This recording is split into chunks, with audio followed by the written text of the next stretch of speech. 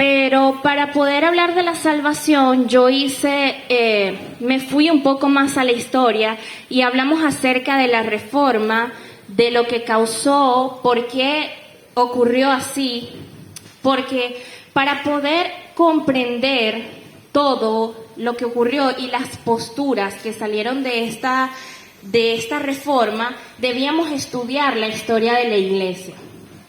A continuación, le voy a pedir a alguno de ustedes que estuvo la semana pasada, si por favor se puede colocar en pie y puede dar un pequeño resumen o algo de lo que entendió la semana pasada de las clases. No todos a la vez, por favor. O sea que aquí no estuvo nadie. A ver, alguien, digan algo. Yo les diga. Sí, bueno, recuerdo, lo poco que recuerdo, mi hermano, lo poquito que me quedó, bueno, que habló de las solas, de las básicas, ¿no? Sí, solo la palabra de Dios, solo Cristo, solo la gracia, solo la fe y solo para su gloria. Esas son las principales allí, las amplió allí. Para las personas que no estuvieron la semana pasada, hablamos acerca de la vida de Martín Lutero y de cómo este hombre reformó no solamente la iglesia, sino todo su entorno. Hablamos de las 95 tesis solo por encima, porque no es un tema que me corresponde dar, sin embargo las mencionamos para dar referencia o alusión a lo que ocurrió en ese momento. Vamos a recordar nuevamente las solas, que eso es como, son verdades no negociables, que lo dijimos la semana pasada, que nos ayudan a entender un poco más lo que es el Evangelio de nuestro Señor Jesucristo. Dijimos que la primera sola era sola escritura, que significa sola escritura. Dijimos que la segunda sola era solus Christus, que significa solo Cristo. Dijimos que la tercera sola era sola gratia, que significa solo por gracia. Dijimos que la cuarta sola lleva por nombre sola fide, que es solo por fe. Y la quinta sola lleva por nombre soli deo gloria, que significa solo para su gloria. Amén. Bien, hoy dijimos que íbamos a estar conversando las posturas acerca de la salvación, las dos posturas más fuertes que tenemos registradas. Hay otras posturas, pero no son tan fuertes como estas.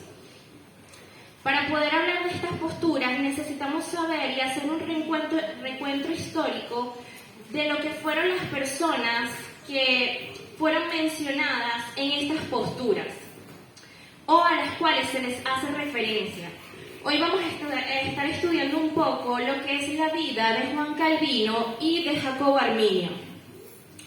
Juan Calvino nace en el año 1509 en Noyon, Francia, a 100 kilómetros de París. Su padre era un abogado y administrador del obispo católico para esa época, por lo cual él planeó para su hijo una carrera en el obispado, porque antes las personas que estudiaban o se dedicaban a la Iglesia Católica eran personas de altos conocimientos, y esa era como una jerarquía que las personas tenían al estudiar esto. Él planeó para su hijo que estudiara en la Iglesia Católica una carrera, y para mediados de 1520, con Calvino solamente tener 11 años, Calvino ya era un erudito, dominaba el latín, se capacitó para emprender el estudio intensivo de la teología también en París. Después su padre decidió que Calvino debería alcanzar la gloria estudiando leyes, por lo cual Calvino tuvo que ir a estudiar a la Universidad de Nueva Orleans. Ahí estudió leyes. Él pasó muchos años estudiando en Nueva Orleans, pero era algo que él no amaba. Cuando su padre muere, en 1531, Juan Calvino fue liberado de la influencia dominante de su padre, por lo cual él decide regresar a París para ir tras su sueño, que era estudiar literatura clásica. En 1532, Calvino recibió su título de doctor en leyes. Mientras él estudiaba las leyes, Calvino tuvo un encuentro con la Reforma Protestante y la doctrina de Lutero. Esto causó un cambio abrupto en el joven, el cual se convirtió al cristianismo. No hay una fecha exacta, un registro que se pueda decir que fue el tiempo en que Calvino se arrepintió o conoció de Cristo, porque no lo hay. Sin embargo, en 1563 Calvino escribió un sermón. Era más que todo una súplica sobre la base del Nuevo Testamento. Él en este sermón hizo un fuerte ataque contra los teólogos escolásticos del momento, pero muchos se resistían a lo que Calvino exponía en ese sermón.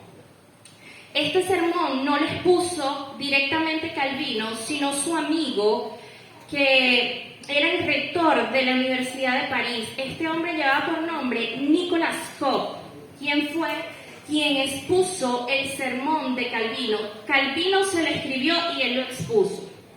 Por lo cual, por este sermón, Calvino tuvo que huir porque estaba siendo asediado por ese escrito. Posteriormente, Calvino fue encarcelado por este sermón y fue obligado a huir de París, por lo cual tuvo que refugiarse y hacer un viaje